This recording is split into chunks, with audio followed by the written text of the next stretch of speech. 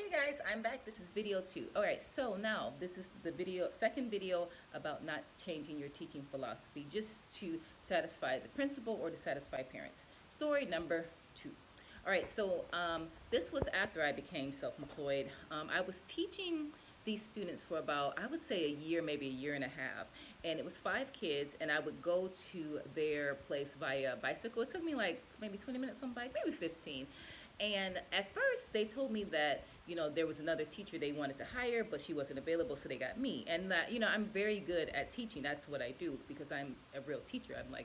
I'm a real teacher. So I'm not just having the kids just speak English and have fun in class. No, that's not what I do. We do have fun in class, but I teach reading, I teach listening, I teach writing, and I teach speaking. There are 4 different skills that any person should learn when you learn a language. And I don't know why parents think that with English, they only want you to focus on speaking. These are kids. These are not adults. Now, with Japanese adults, yes, you need to focus on speaking. But with children, you need to focus on all of them, especially if I'm teaching them. So anyways, like I was teaching the kids, I would teach them once a week, an hour. And I was also teaching them like writing their A's, the capital A, capital B, lowercase a, lowercase b, and then also we were doing like 1 to 10, so they could write numbers 1 to 10, and they could also write A to, I believe, P is where I got through with them. And the reason why I stopped teaching them is because the mother was like, oh, so it's like 5 moms, 5 kids, and the mom's like, oh, and this is the mother who like recruited me. She recruited me, okay? And she's like, oh, well, sometimes you're not in class. I said, yes, but I let you know that 6 months in advance because I know my schedule for the year. And then we can reschedule. I let you know 6 months in advance, so hey, I'm not going to be here because I'm teaching out of town. This is a part-time job. You're not my, I didn't say this part to you, but it's like, this is a part-time teaching position and you're my student. And if I'm not available because I'm teaching elsewhere that's paying me more money, then it is what it is. I'm very honest about that. So she was like, well, we want to have another teacher come in because we want them to focus on dancing and singing. And I was like, you know what? I said, listen, I've dealt with this before. If you want to get another teacher, and also she mentioned like, well, that was the teacher we really wanted and now she's available. I said, listen, if you want to get her, she can take my class. I said, but what I'm not going to do, I'm not going to allow you to bring in another teacher to intrude upon what I have already built. If you don't want my services, it's fine, but you will not abuse me in that way.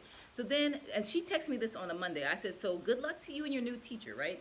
So then we were supposed to have class on the Wednesday. So this is 2 days later. And she emails me in the morning, like texts me online. And she's like, oh, so are you coming to class today? And I was like, no, I told you if you don't want me to teach your kids, it's fine, but go ahead and have the new teacher teach all the classes. And she was like, oh, well, okay, so because this is what I think.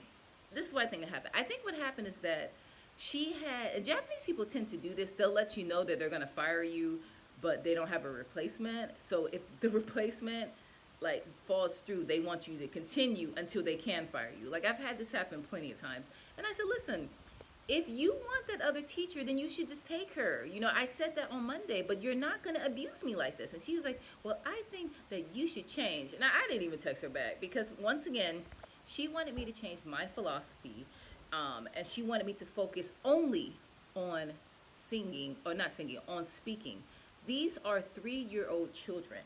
If I only speak in class, there is no record of me doing anything in class. That's why I like to use handouts. I like to use workbooks that I create myself so that there's a record of what we're learning in class. And I said, if you want somebody else to just focus on singing and dancing, then go with the other teacher. Okay, so my point is, guys, do not change your teaching philosophy because if they're complaining that they want you to focus on speaking and this and that, they're probably going to get rid of you anyway. So there's no need for you to down yourself just to have a job. It's really not. All right, guys, I'll come back with a 3rd video.